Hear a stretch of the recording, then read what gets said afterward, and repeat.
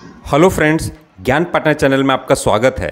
यदि आप government job की तैयारी करते हैं या आप गवर्नमेंट जॉब करते हैं या आप गवर्नमेंट जॉब को ज्वाइन करने वाले हैं तो आपके लिए यह वीडियो बहुत ही इंपॉर्टेंट और इंटरेस्टिंग होने वाला है, क्योंकि आज हम बात करने वाले हैं सेंट्रल गवर्नमेंट में मिलने वाले छुट्टियों के बारे में। यदि आप स्टेट गवर्नमेंट में भी जॉब करते हैं तो यह वीडियो आपके लिए बहुत ही इंपॉर्टेंट होगा, क्योंकि स्टेट गवर्नमेंट की छुट्टियाँ भी सेंट्रल गवर्नमेंट की छुट्टियों से इंस्पायर्ड होती है। तो आइए शुरू करते हैं। सबसे पहले देखते हैं सेंट्रल गवर्नमेंट में कौन कौन सी छुट्टियां मिलती हैं, उनके नाम क्या क्या है और उनमें से कौन कौन सा छुट्टी इम्पॉर्टेंट है। तो कौन कौन सी छुट्टी मिलती है? आकस्मिक छुट्टी, कैजुअल लीव जिसको शॉर्ट में सीएल बोलते हैं, रिस्ट्रिक्टेड हॉलीडेज जिसको शॉर्ट में आरएच बोलते हैं, अर्नड लीव जिसको शॉर्ट में ईएल बोलते हैं, हाफ पे लीव जिसको शॉर्ट में एचपीएल बोलते हैं, कॉम्यूटेड लीव इसको शॉर्ट में सीएल नहीं बोलते हैं, क्योंकि कॉम्यूटेड लीव है प्रचलित भाषा में मेडिकल छुट्टी बोलते हैं, मेडिकल। उसके बाद है leave not due, extra ordinary leave इसको शॉर्ट में ईओएल बोलते हैं, maternity leave, paternity leave, child care leave, special casual leave. इतनी सारी छुट्टियां हैं जो आप सेंट्रल गवर्नमेंट में ले सकते हैं। इसके अलावा भी एक दो छुट्टी है जो एकदम इम्पॉर्टेंट नहीं था, इसलिए हमने उसको यहाँ पे नहीं लिखा है। इतने सारे छुट्टियों में भी जो जनरली नॉर्मली यूज किया जाता है वो सिर्फ है सीएल, आरएच और अर्न लीव, ईएल।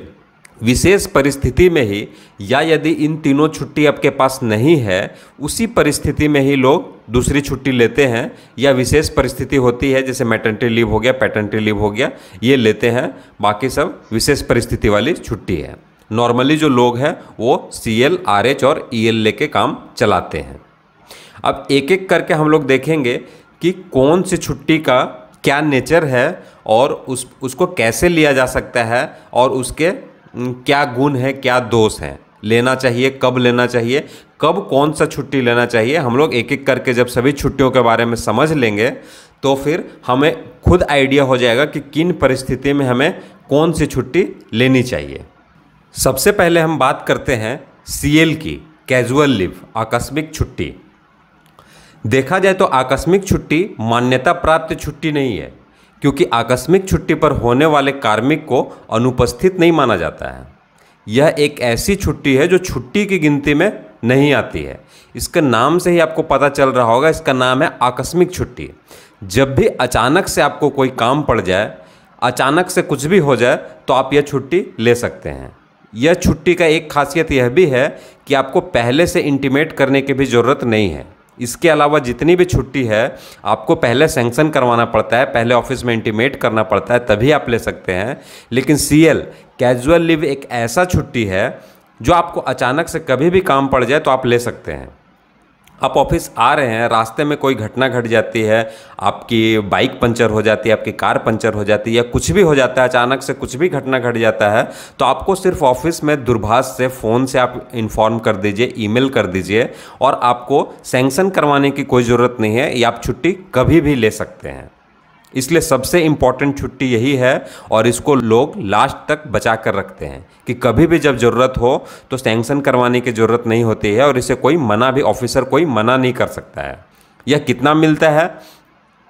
तो आकस्मिक छुट्टी प्रत्येक डिपार्टमेंट में देखा जाए तो 8 या 10 मिलता है, जो वर्ष के समाप्ति के बाद लैप्स कर जाता है। अगर आपको 10 मिला है, आप 31 दिसंबर तक आपने सिर्फ 5 ही लिया है, तो जो बाकी के बच गए वो 31 दिसंबर को समाप्त हो जाएगा। फिर से नया वर्ष होते ही नया 10 आपको मिलेगा।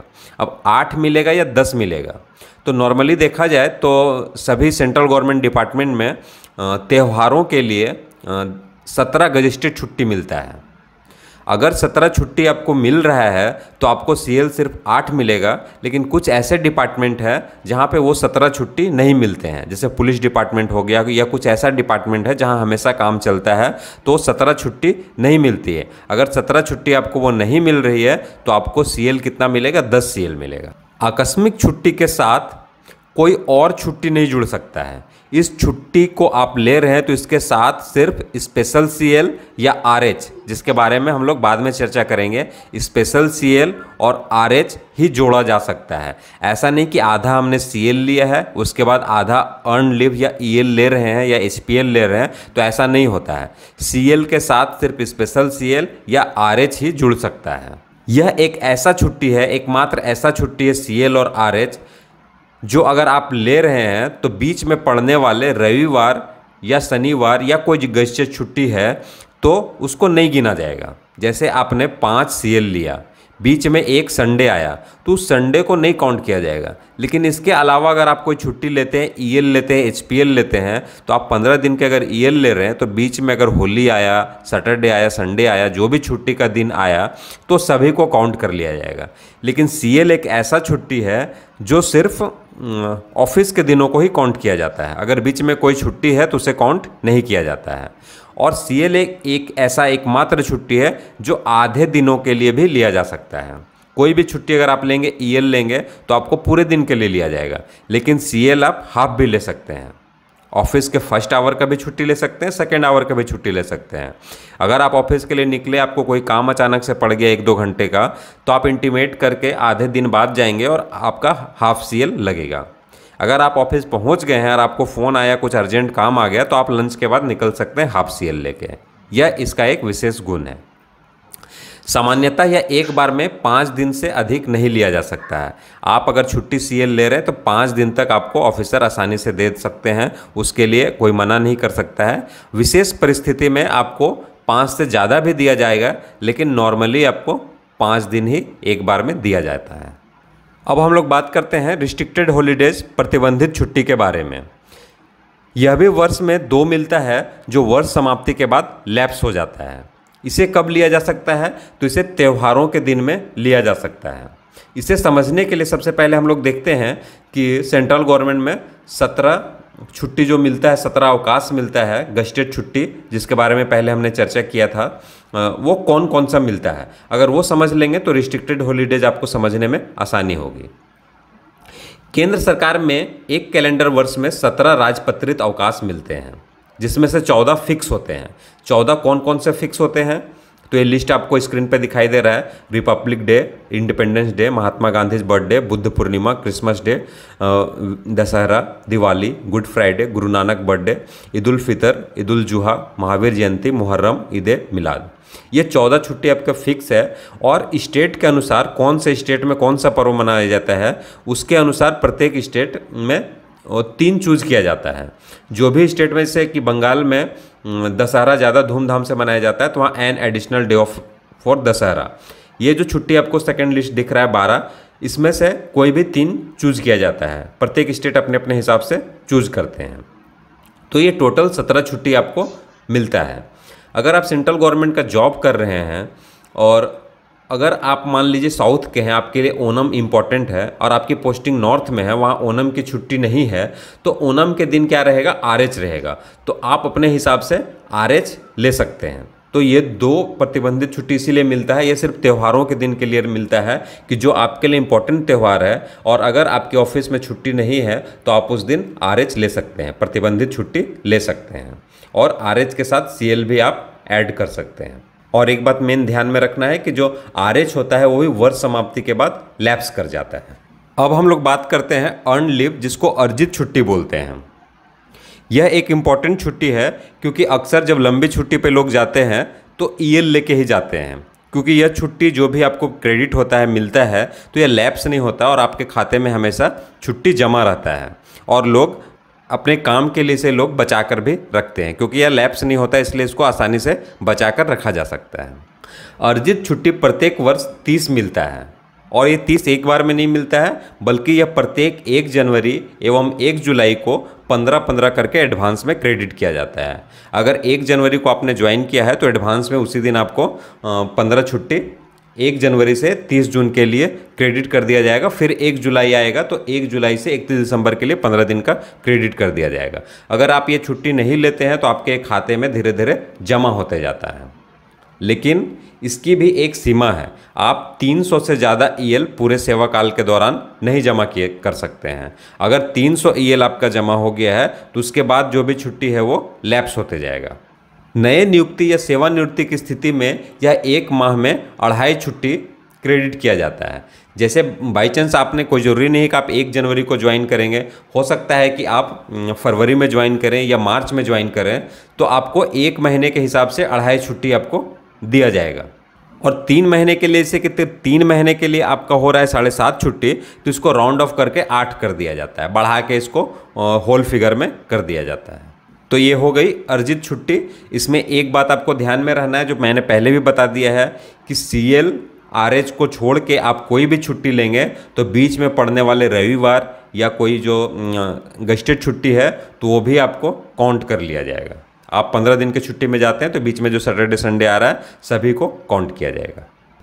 इसके बाद है हाफ पे लीव, जिसको हिंदी में अर्धवेतन छुट्टी या अर्धवैतनिक छुट्टी भी बोलते हैं। यह प्रत्येक वर्ष 20 मिलता है, जो 1 जनवरी और 1 जुलाई को एडवांस में 10-10 करके क्रेडिट किया जाता है। एक बार में 20 नहीं किया जाता है, या 6-6 महीने पे 10-10 करके एडवांस में क्रेडिट किया जाता है।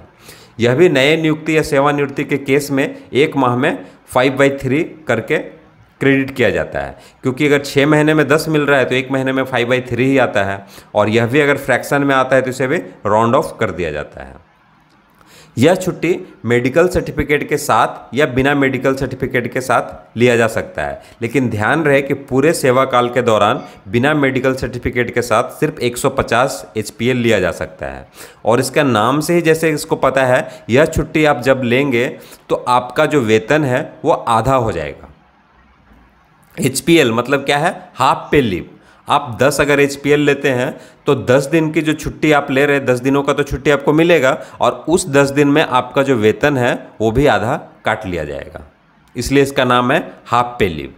आगे है कॉम्यूटेड लीव, जिसको हिंदी में परिवर्तित छुट्टी बोलते हैं। यह कोई अलग छुट्टी नहीं है, बल्कि HPL को ही कॉम्यूटेड लीव बनाया जा सकता है। अगर मेडिकल सर्टिफिकेट के साथ लेते हैं छुट्टी तो HPL को हम परिवर्तित छुट्टी बनाकर ले सकते हैं। लेकिन सवाल यहाँ यह उठता है कि हम HPL क्यों नहीं लेंगे, कॉम्यूटेड लीव क्यों लेंगे? तो आपने अभी सीखा है कि जब HPL हमें लेते हैं तो आधा वेतन कट जाता है, लेकिन अगर मेडिकल सर्टिफिकेट के साथ HPL लेंगे, उसे कॉम्यूटेड लीव बनाकर लेंगे तो आधा वेतन नहीं कटेगा, लेकिन इसमें क्या होगा कि छुट्टी आपकी दुगनी कट जाएगी। मैंने आपको बताया था कि 10 दिन का अगर HPL लेते हैं तो 10 दिन की आपकी छुट्टी कटेगी और साथ में 10 दिन का आधा वेतन कट जाएगा। लेकिन अगर आप मेडिकल सर्टिफिकेट के साथ कॉम्यूटेड लीव अप्लाई करते हैं तो 10 दिन की अगर आप छुट्टी अप्लाई करते हैं तो आपका आधा वेतन तो नहीं कटेगा, लेकिन छुट्टी आपकी दुगनी कटेगी। मतलब 10 दिन की अगर आप छुट्टी लेते हैं तो 20 HPL आपका कट जाएगा। नेक्स्ट है लीव नॉट ड्यू, अर्जन शोध्य छुट्टी। यदि आपके खाते में कोई छुट्टी न हो तो ऐसी स्थिति में सिर्फ अस्थायी कर्मचारियों को अर्जन शोध्य छुट्टी दी जाती है, और यह तभी दी जाती है जब आपके पास आगे कोई छुट्टी क्रेडिट होने वाली है। इसका मतलब लीव नॉट ड्यू देने का मतलब यही हुआ कि जब भी आपके खाते में कोई भी छुट्टी क्रेडिट होगी तो उससे माइनस कर दिया जाएगा, मतलब काट ली जाएगी। अगर 10 आपको लीव नॉट ड्यू दिया गया है तो जैसे ही आपका 15 EL चढ़ेगा तो उसमें से 10 EL काट लिया जाएगा। जिस कर्मचारी का कम से कम 1 वर्ष जॉब में हो गया है तो ऐसे अस्थायी कर्मचारी को भी लीव नॉट ड्यू दिया जाता है, लेकिन किन परिस्थितियों में? यदि उसे TB, लेप्रोसी, कैंसर या मेंटल इलनेस हो जाती है तभी उसे लीव नॉट ड्यू दिया जाता है। अर्जन शोध्य छुट्टी चिकित्सा प्रमाण पत्र के आधार पर ही प्रदान किया जाता है, जिसमें निम्न 2 अपवाद हैं: प्रसूति अवकाश के क्रम में, और महिला सरकारी कर्मचारी जो 1 वर्ष से कम आयु का बच्चा गोद लेती है उसे। ध्यान रहे यह पूरे सेवा काल में मात्र 360 दिन ही लिया जा सकता है। नेक्स्ट है एक्स्ट्रा ऑर्डिनरी लीव, जिसको हिंदी में बोलते हैं असाधारण छुट्टी। शॉर्ट में इसको EOL भी बोलते हैं। यह कोई छुट्टी नहीं है, बल्कि आपके सर्विस को रेगुलराइज करने के लिए यह छुट्टी ऑफिसर देते हैं। जैसे कि आपके पास 10 दिन की छुट्टी है, सभी छुट्टी मिला के सिर्फ आपके पास 10 दिन की छुट्टी थी, आप बीमार पड़ गए या कोई भी कारणवश आप 1 महीने ऑफिस नहीं आए तो 10 दिन की तो आपकी छुट्टी थी, और 20 दिन अगर आपको अब्सेंट कर दिया जाता है तो आपकी सर्विस में प्रॉब्लम हो सकती है। तो आपके सर्विस को रेगुलाइज करने के लिए 20 दिन के EOL दिया जाता है और उसके बदले में आपको कोई भी वेतन नहीं मिलता है। मतलब एक तरह से आपको अब्सेंट ही माना जाता है, इसलिए उसका पेमेंट तो काट ही लिया जाता है और साथ में आपको EOL दे के आपके सर्विस को रेगुलराइज कर दिया जाता है। यह कोई भी छुट्टी नहीं है और कभी भी कोई क्रेडिट नहीं होता है। नेक्स्ट है मैटरनिटी लीव।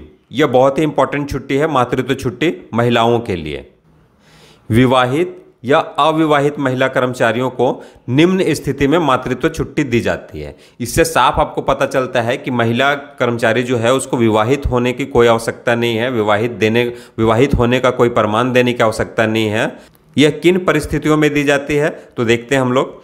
गर्भावस्था से 180 दिन तक केवल 2 जीवित बच्चों हेतु दिया जाता है। एक महिला कर्मचारी को सिर्फ 2 बच्चों हेतु मैटरनिटी लीव मिलेगा और जब भी पता चल जाए, जब डॉक्टर कंफर्म कर देता है कि प्रेगनेंसी है, तो आप कभी भी छुट्टी को ले सकते हैं, लेकिन सिर्फ 180 दिन तक।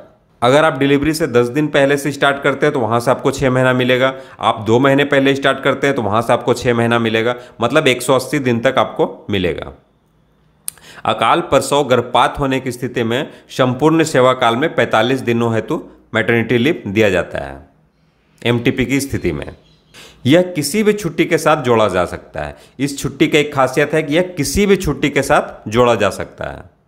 यह छुट्टी पूर्ण वेतन के साथ दिया जाता है। यह छुट्टी आप जब लेते हैं तो कोई भी वेतन आपका नहीं कटता है, आपको फुल वेतन दिया जाता है।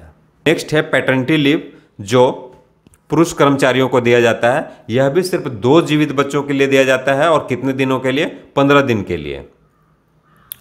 1 वर्ष से कम बच्चे को विधि मान्य रूप से अगर गोद लेते हैं तो भी यह पुरुषों को पैटर्निटी लीव दिया जाता है। इसकी अवधि 15 दिनों की होती है। बच्चे के जन्म लेने से पहले या बच्चे के जन्म लेने के बाद आप 15 दिनों के लिए ले सकते हैं, लेकिन बच्चे के जन्म के बाद 6 महीनों के भीतर इसे ले लिया जाता है, नहीं तो यह भी लैप्स हो जाता है। नेक्स्ट है चाइल्ड केयर लीव, संतान देखभाल छुट्टी। इसको शॉर्ट में CCL भी बोलते हैं। यह छुट्टी महिला कर्मचारी या सिंगल मेल पेरेंट्स को अपनी संतानों की देखभाल के लिए पूरी सेवा के दौरान 730 दिनों के लिए मिलता है। यह छुट्टी बच्चों के 18 वर्ष की आयु होने तक मिलती है। मतलब अगर आपके 2 बच्चे हैं, दोनों बच्चों की अगर आयु 18 वर्ष हो गई है और अगर आपने 730 दिनों का अवकाश नहीं लिया है, उसमें से कुछ बच रहा है, तो आपकी छुट्टी लैप्स हो जाएगी। मतलब अगर आपके दोनों बच्चे 18 वर्ष हो गए हैं तो आपको CCL नहीं मिलेगा, चाइल्ड केयर लीव नहीं मिलेगा, क्योंकि यह माना जाता है कि 18 वर्ष में बच्चे बालिग हो गए हैं, अब उसकी देखभाल की ज़रूरत नहीं है। इस छुट्टी के दौरान प्रथम जो 365 दिन की आप छुट्टी लेंगे तो आपको सैलरी पूरी मिलेगी, और अगर उसके बाद जो अगला 365 दिन है उन दिनों के दौरान आपकी सैलरी 20% काट ली जाएगी। मतलब आपको 80% ही सैलरी मिलेगी। 10 दिन का आपने CCL लिया है तो उस 10 दिनों का जो सैलरी बनेगा उसमें से 20% की कटौती कर ली जाएगी। इस छुट्टी को लेने के कुछ आवश्यक नियम हैं। कौन कौन से नियम हैं? पुरुष स्वीकृति की आवश्यकता है। यह छुट्टी लेने से पहले आपको सैंक्शन करवा लेना पड़ेगा। 5 दिनों से कम यह छुट्टी नहीं लिया जा सकता है। पहले 5 दिन से कम भी छुट्टी ले सकते थे चाइल्ड केयर लीव, लेकिन अभी अगर आप चाइल्ड केयर लीव अप्लाई करेंगे तो कम से कम 5 दिनों का करना पड़ेगा, उससे अधिक आप ले सकते हैं। चाइल्ड केयर लीव के साथ LTC भी लिया जा सकता है। यह लाइन इसलिए भी इंपॉर्टेंट है क्योंकि पहले चाइल्ड केयर लीव के साथ LTC नहीं मिलता था, अब चाइल्ड केयर लीव के साथ LTC पर भी आप जा सकते हैं। LTC का फुल फॉर्म होता है लीव ट्रैवल कंसेशन। अगर इसके बारे में भी आप जानना चाहते हैं तो आप कमेंट बॉक्स में ज़रूर बताएंगे। नेक्स्ट वीडियो में LTC पर भी बनाने वाला हूँ। लास्ट जो छुट्टी है स्पेशल कैजुअल लीव, विशेष आकस्मिक छुट्टी। CL के बारे में आपने सीख लिया है। यह है special CL, special casual leave. यह किन परिस्थितियों में मिलता है? खेलों के आयोजन में, अगर आपके डिपार्टमेंट में कोई खेल का आयोजन किया जा रहा है, आप अगर खिलाड़ी हैं, आप उस खेल में भाग ले रहे हैं और अगर खेल किसी दूसरे शहर में हो रहा है या कहीं भी हो रहा है तो उस दौरान आप काम नहीं कर सकते हैं। तो काम नहीं करेंगे तो आपको छुट्टी की आवश्यकता होगी, तो आप अपनी छुट्टी लगा के तो खेलने जाएंगे नहीं, इसलिए डिपार्टमेंट आपको स्पेशल CL देगी उस दौरान। सांस्कृतिक गतिविधियों में, खेल की जगह में अगर सांस्कृतिक गतिविधि आपके डिपार्टमेंट में हो रही है तो उसके लिए भी आपको स्पेशल CL मिलेगा अगर आप उसमें भाग ले रहे हैं तो। परिवार नियोजन हेतु, अगर आप परिवार नियोजन करवाते हैं तो आपको उस दौरान भी स्पेशल CL मिलता है। प्राकृतिक आपदाएं बंद आदि के दौरान भी आपको स्पेशल सीएल दिया जाएगा। आपकी ऑफिस और आपके घर के बीच में अगर कुछ प्राकृतिक आपदा आ गई, बाढ़ आ गया, भूकंप आ गया या कोई बंद का आयोजन हो गया जिसमें कि बहुत भयानक बंदी है, आप ऑफिस नहीं जा सकते हैं, तो उस दौरान भी आपको स्पेशल सीएल मिलेगा। चुनाव के दौरान अगर आपका घर किसी दूसरे स्टेट में है, आपकी पोस्टिंग दूसरे स्टेट में है, आपके एरिया में चुनाव हो रहा है, तो आपको वोटिंग करने के लिए वहाँ पे जाना है, तो आपको वोटिंग करने के लिए 1 दिन का स्पेशल सीएल मिलता है। इसके साथ आप दूसरी छुट्टी भी ऐड कर सकते हैं। अगर आपको ये वीडियो अच्छा लगा तो प्लीज़ हमारे वीडियो को लाइक करें, हमारे चैनल को सब्सक्राइब भी करें। अगर कोई शिकायत करनी हो तो ये सारे सोशल मीडिया पे मैं उपलब्ध हूँ, कहीं भी जाके आप शिकायत कर सकते हैं। Thank you, bye bye.